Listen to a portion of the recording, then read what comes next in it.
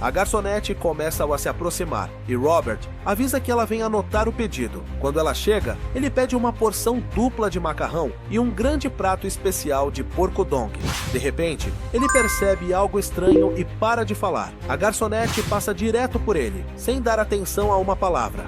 Robert fica congelado, mão no ar, se perguntando se ela tem um atendimento ruim ou se não ouviu. Olha para trás e vê que ela atende outros clientes. Pergunta por que ela passou direto e se estava ocupada demais para ouvi-lo. Quando ela volta, ele se alivia. Grita para ela que quer fazer um pedido. A mulher passa por ele de novo, sem dizer nada, como se ele não existisse. Robert congela, mãos no ar e abre a boca confuso. Ele exclama, tentando entender o que está acontecendo e por que a garçonete o ignora. Sunja o ajuda, dizendo que não é que ela não ouviu, mas que as pessoas ao redor simplesmente não conseguem vê-los. Sunja explica que ninguém no restaurante jamais parou para olhar para eles. Mesmo estando bem na frente, passam como se fossem parte da paisagem. Ela diz que não tem consciência da presença deles, como se nunca tivessem existido. Ser sente um mau pressentimento, mas diz que não quer se envolver e se cobre por causa do frio. Enquanto isso, Yang toma seu chá matinal logo após sair do lugar onde abraçou Ruin. Ele serve chá em pequenas xícaras e se senta para aproveitar a manhã. Ele logo bebe o chá e se diverte, mesmo com convidados à sua frente. Perto dali, Ruin explica a Lee que Yang não é do tipo que bebe chá sozinho, de forma rude, com convidados por perto. Ela o chama com medo, mas ele parece não perceber a presença deles. Diz que ele não pode vê-los, e por isso age assim.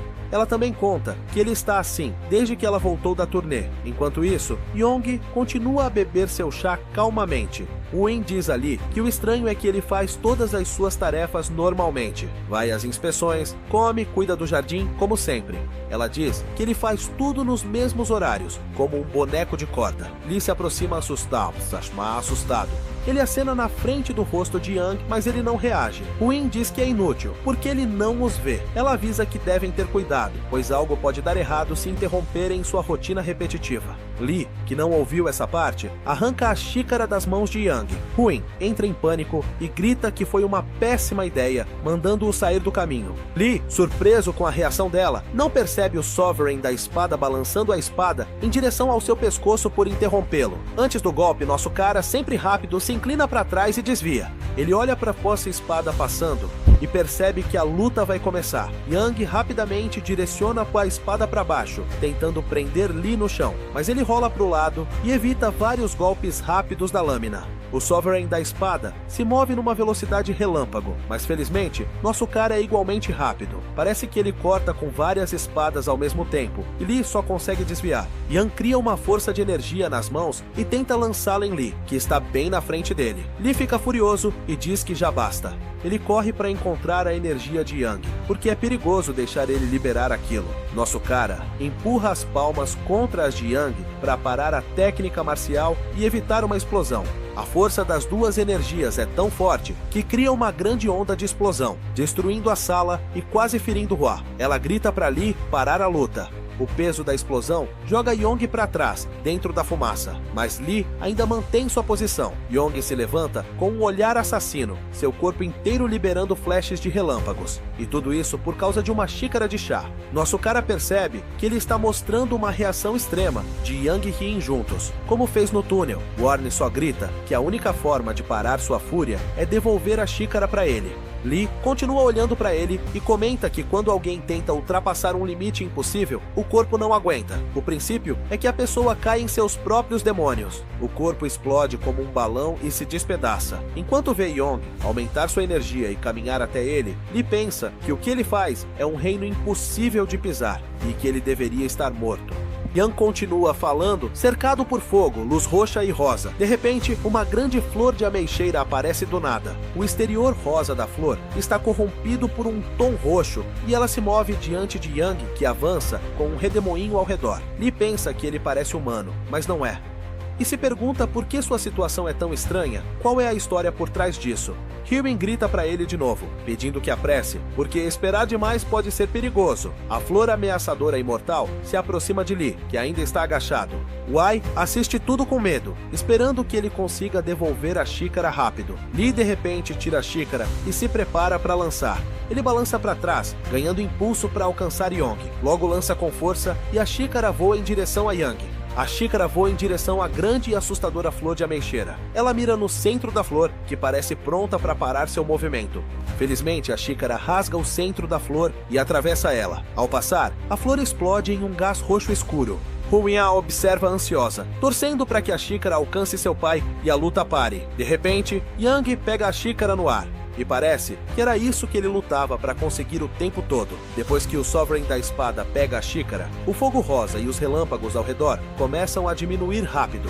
A energia ao redor dele some depois que ele pega a xícara e tudo parece voltar ao normal. Yang volta ao estado anterior e continua tomando chá em sua pequena cadeira. Ele serve mais chá na xícara, como antes, e ignora as duas pessoas na sala como se não estivessem ali. Lee franze a testa, percebendo que um deles quase morreu por causa de uma xícara. Win parece um pouco aliviado ao ver que tudo foi resolvido. Logo depois, a noite cai e tudo fica escuro de novo. Win conta para Lee que voltou para casa depois de terminar sua turnê interestelar há meio mês. Enquanto isso, Sunja, Sir Young e Robert caminham entre as pessoas, tentando entender o que está acontecendo.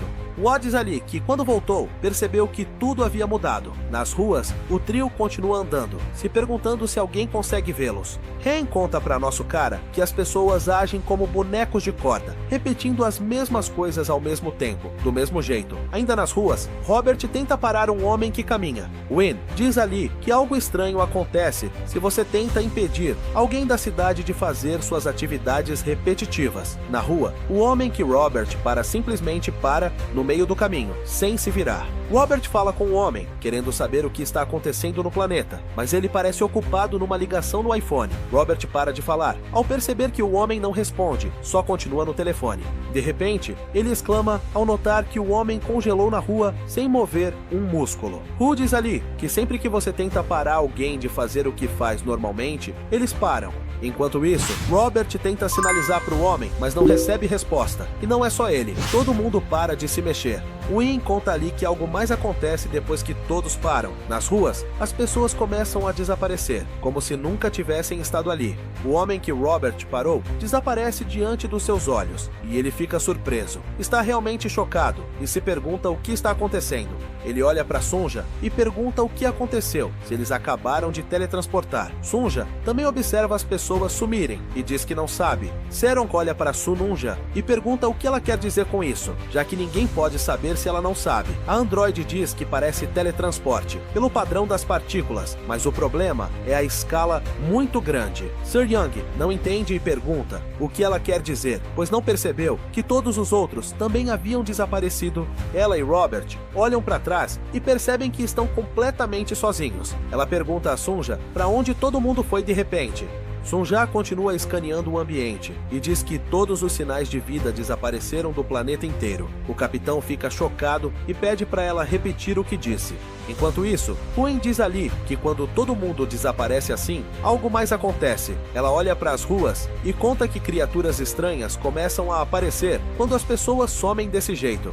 Nas ruas da cidade, Sir Young, Robert e Sunja notam coisas estranhas. Um exército de robôs marcha em direção a eles. Eles marcham em ordem irregular e uma névoa começa a cobrir o chão. Robert, Sir Young e Sunja os encaram horrorizados e Robert pergunta que diabos são aquelas coisas. Os robôs empunham espadas e continuam marchando em ritmo cadenciado. A névoa fica mais densa e centenas deles vêm de todas as direções. A capitã responde que também não sabe, mas que parece que estão numa situação muito perigosa. Ela congela no lugar, observando os robôs se aproximarem, sem saber para onde fugir, pois estão encurralados. Ela pergunta a Sunja se são androides, ainda olhando para eles. Também questiona por que parecem meio inacabados, já que a região abdominal deles é só um ferro conectando as partes. Sunja os escaneia e diz que não são androides, mas droides de construção. Explica que são modelos criados para trabalhos simples, como desenvolvimento planetário. Além disso, Por serem modelos antigos, têm IA de baixa capacidade, ou seja, suas habilidades cognitivas são limitadas.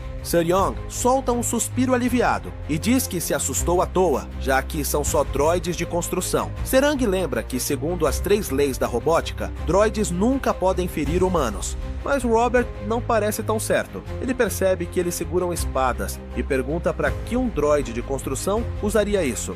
Ser diz que provavelmente usam as espadas como ferramentas e caminha até os droides para sinalizar. Diz que há pessoas ali e ordena que se afastem, encontrem outro caminho para não assustar ninguém.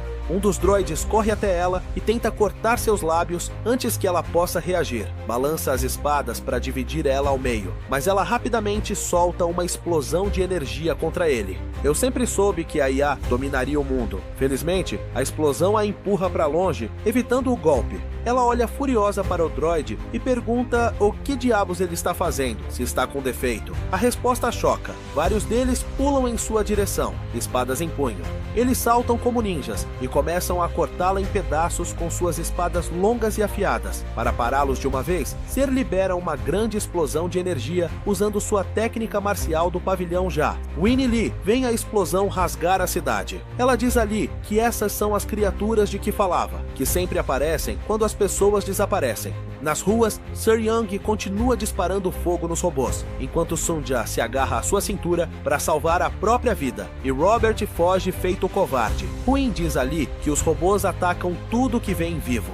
Enquanto isso, o trio pula no telhado e os robôs os seguem, determinados a despedaçá-los. Um enxame de robôs está no telhado e no chão, e parece não haver para onde correr. Win conta a Shali que foi atacada quando voltou para casa depois da missão. Ela olha para a esquerda, para o lugar onde o pai toma chá. Ao ouvi-lo sair, encontra o local vazio e diz ali que não teria sobrevivido se não fosse pelo pai. Yang volta ao trono e retoma sua meditação.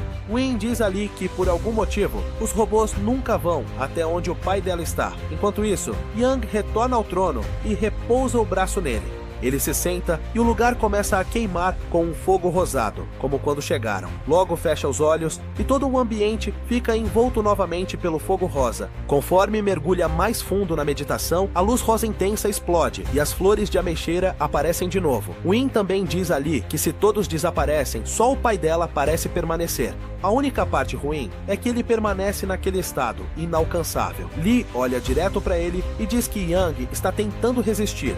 Ela se vira para ele e pergunta o que quer dizer com isso. Ele explica que Yang está se segurando, queimando toda a sua energia interna junto com a alma, pronto para enfrentar seus demônios internos, se for preciso. Parece que essa é a razão de ele não ter sido destruído. Lee coloca a mão na cabeça de Huin e diz que Yang está tentando proteger algo, custe o que custar. Referindo-se a ela, Huin apenas encara o pai com olhos cheios de pena, imaginando o que ele deve estar passando. Nosso cara comenta que as ações do soberano da espada são realmente admiráveis.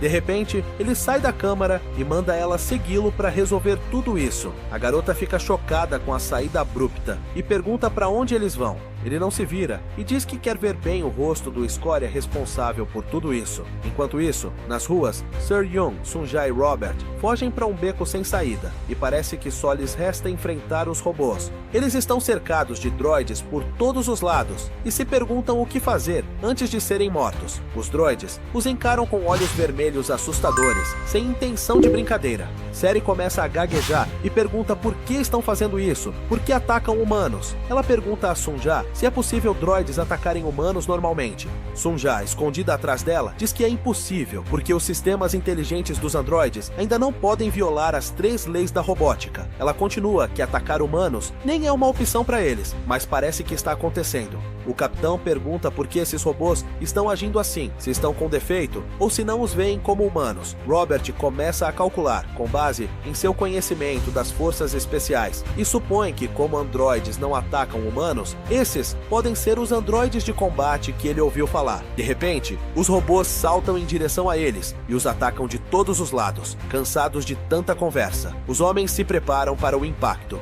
Seryong saca sua espada e diz a Sanja para se segurar firme e se esconder bem para não ser atingida pelas lâminas. De repente, vários feixes de luz atingem os robôs voadores no meio do ar. Os golpes são tão fortes que partem alguns em pedaços e os desarmam. A explosão no céu é enorme, com muitos robôs explodindo. Sir-Yun e Sonja ficam surpresos, tentando entender quem apareceu para salvá-los. Atrás deles, Robert surge com seu traje de combate, entrando em ação com armas em punho. Ele anuncia que não são droides. Diz que existe algo chamado Iron Gangshi. Pés Gangshi são cadáveres reanimados, zumbis. Os Iron Gangshi não desistem porque foram descobertos e se reorganizaram para atacar novamente. Enquanto isso, em um lugar distante, alguém chamado Conde Ritual assiste toda a confusão em uma tela. Outra pessoa lhe apresenta os que aparecem na tela como Blazing Devil Tank Seryong.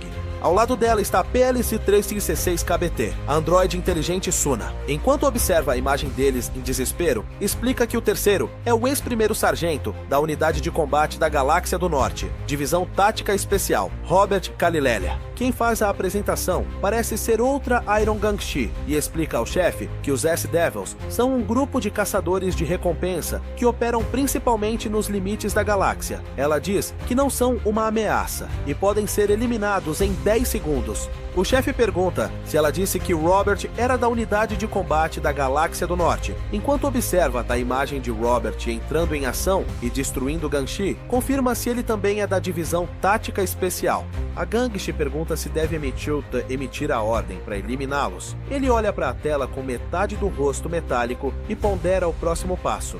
Enquanto isso, Lee chega ao local onde os caras estão lutando contra os Gangshi. Ele percebe várias peças robóticas quebradas no chão e pergunta o que está acontecendo. A luta parece ter acabado. Então ele pergunta como já terminou, se eles estavam lutando há pouco. Várias peças robóticas estão espalhadas pelo chão e até no telhado. Robert responde, se gabando que foi com tudo contra os robôs dessa vez. Diz que esperava por um dia assim todos os dias e é por isso que não jogou fora seu traje. Ele exibe o traje para mostrar que está em perfeito estado e funcionando. Se gaba de ter mantido tudo bem lubrificado, esperando por um dia como esse, e Lee apenas o encara, surpreso quando ele, sarcasticamente, pergunta o que teria acontecido hoje se tivesse ouvido alguém e vendido seu equipamento como usado. Obviamente, ele se refere a Serong. Ela apenas franze a testa e cruza os braços, cansada das baboseiras dele. Robert explica que foram obrigados a vender na época porque estavam sem dinheiro e precisavam comprar ingredientes para comida. Enquanto ele se gaba que hoje não teriam como enfrentar ele se ele não tivesse resistido, lhe pega uma das mãos robóticas e a examina. Sanjob estoura a bolha de Robert e diz que eles não enfrentaram o Gangshi, que eles recuaram sozinhos e não teriam sobrevivido se tivessem continuado atacando. Lee levanta a mão de metal e se pergunta o que é aquilo. Pensando ser parte de uma armadura, Seryong diz que não é armadura, é um droide, ou melhor, um robô. Ele tenta pronunciar e chama de Dru. Ele manda ela falar de um jeito que ele entenda porque não consegue compreender. Nunca tiveram robôs na civilização dele, nem consegue imaginar isso. Seryong decide descansar em algum lugar, cansada, e diz que ele não entenderia mesmo se ela explicasse. Então pede para Sonja resumir para ele. Sonja explica que um robô é uma máquina que pensa e age como uma pessoa. Ele fica completamente chocado e diz que por mais que o mundo mude,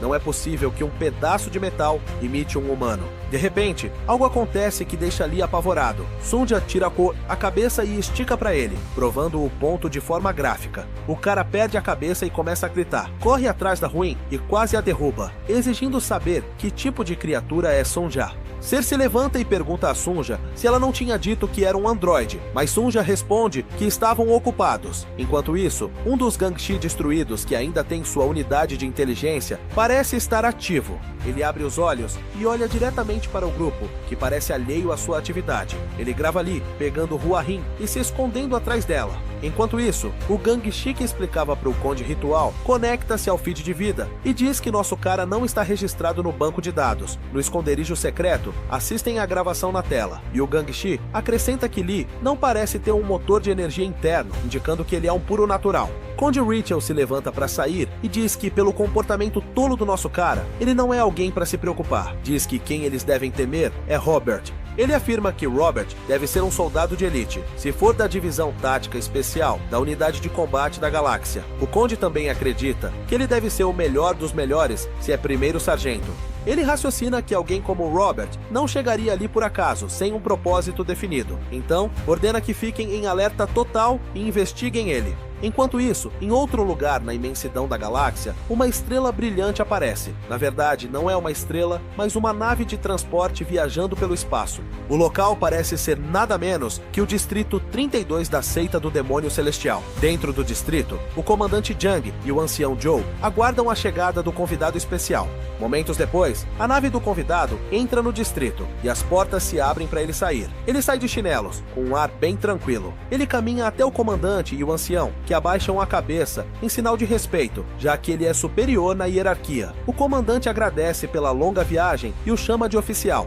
Ele boceja cansado e concorda que foi uma jornada longa. O oficial parece um chefão mirim e diz que essa longa viagem tem que valer todo o esforço.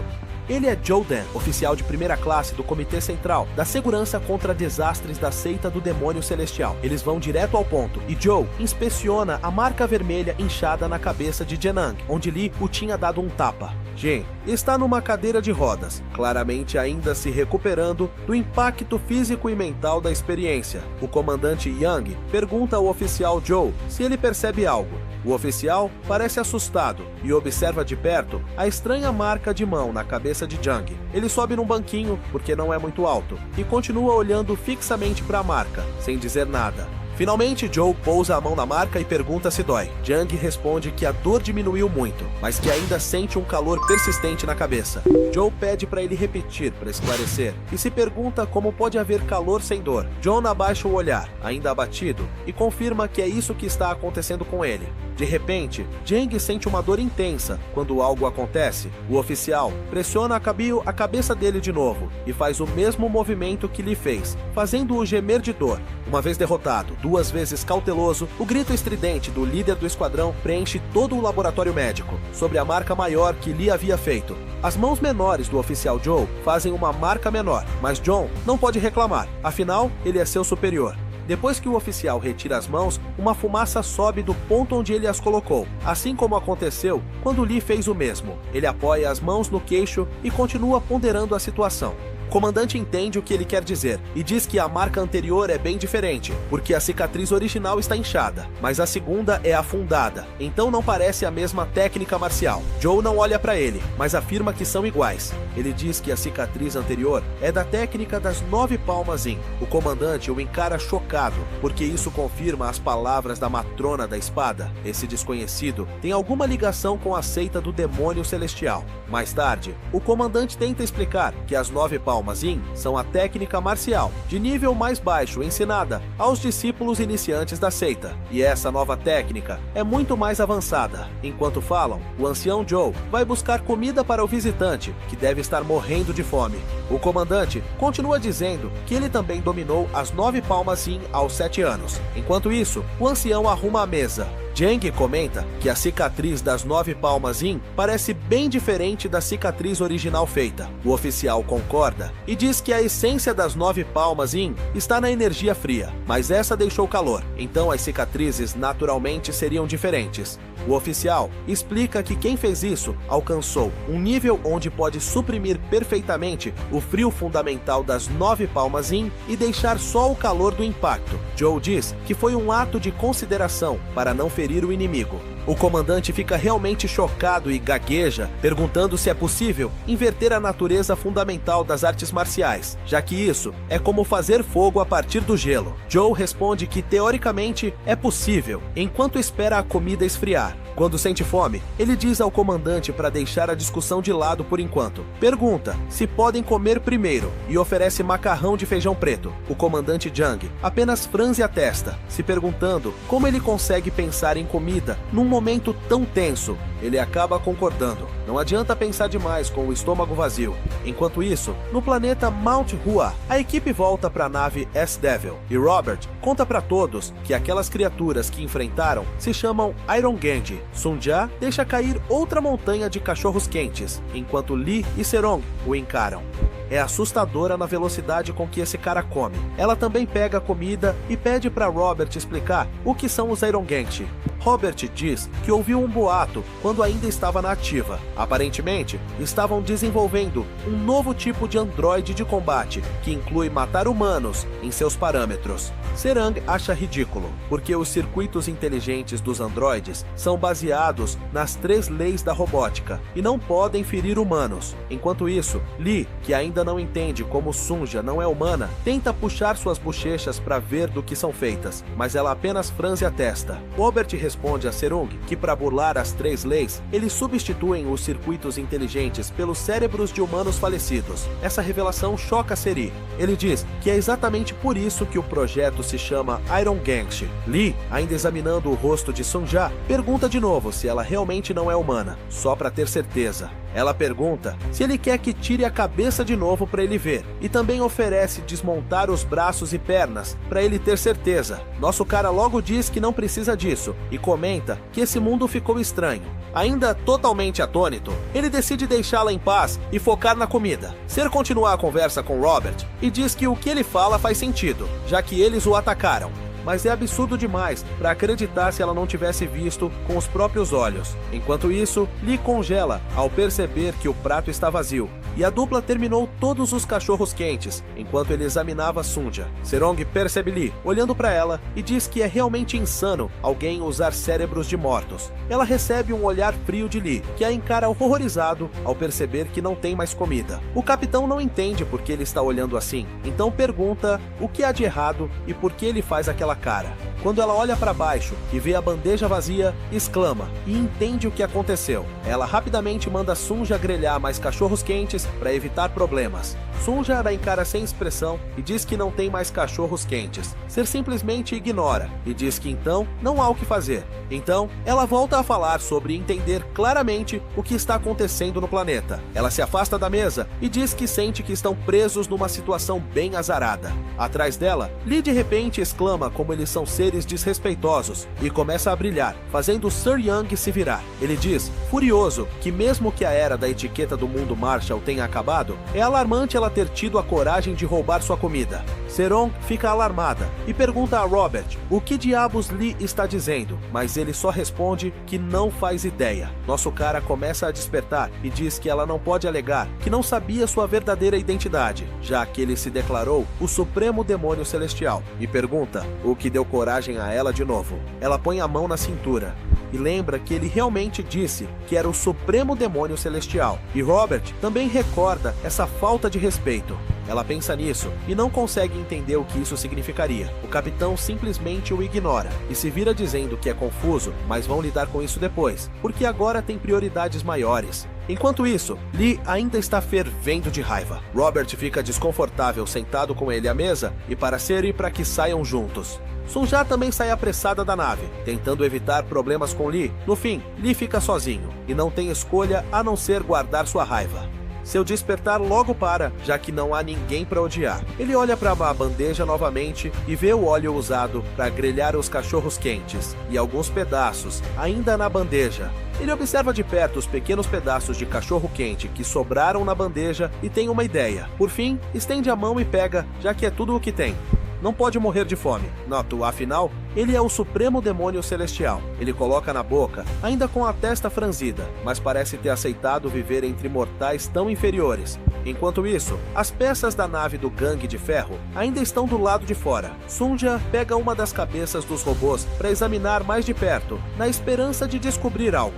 Sir Young fica parado, olhando toda a tua bagunça, sem saber por onde começar. A nave deles ainda está no céu, caso precisem fugir rápido, e o lugar todo está cheio de peças de robôs, parecendo uma oficina mecânica. Robert pega um braço de robô e percebe que as juntas são muito frágeis. Ele se pergunta por que são tão mal feitas e por que a liga metálica é tão fraca. Sunja examina a cabeça que está segurando e diz que é mal feita porque não é um produto acabado, são só protótipos. Ela olha de perto e escaneia com os scanners nos olhos. Sunja escaneia por um tempo e para de falar. Sir Young percebe sua atenção focada e pergunta se ela está tentando ver algo na cabeça do robô. Sunja confirma e diz que as redes neurais do robô também são bem simples, tentando abrir a cabeça. Quando abre o compartimento, o chip de inteligência é ejetado, que Sunja chama de chip M207, primitivo. Ela explica que o chip está num nível tão vergonhoso que nem pode ser chamado de inteligência artificial. Sunja diz que o chip M207 é otimizado para receber comandos, então não tem vontade própria. Tecnicamente não é inteligência artificial. Seri acompanha o raciocínio e pergunta se eram controlados remotamente. Para sua surpresa, Sunja confirma e diz que cada unidade era controlada remotamente. A androide rapidamente escaneia os arredores e diz que o número total de droides que os atacaram foi 9.817, pelo que conseguiu detectar. Ela conclui que isso significa que pelo menos 9.817 humanos estavam controlando esses droides. Enquanto isso, vemos um laboratório cheio de tubos com líquido. Cada tubo parece conectado a vários fios e contém algo que não pode ser visto claramente. O Conde Ritual e seus outros robôs caminham até o laboratório para ver seus experimentos. Ele olha para a fileira de tubos com um olhar malvado e resoluto, como todo vilão do mundo.